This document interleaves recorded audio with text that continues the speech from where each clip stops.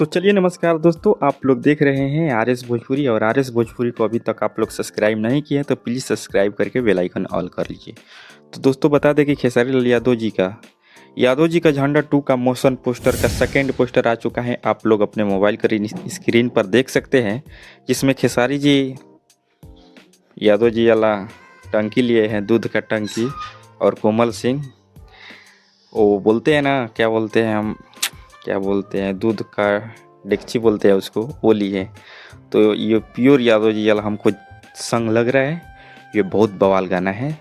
तो अब तो सुनने के बाद पता चलेगा। आज हो सकता है तो टीजर आएगा और कल बवाल गाना आएगा।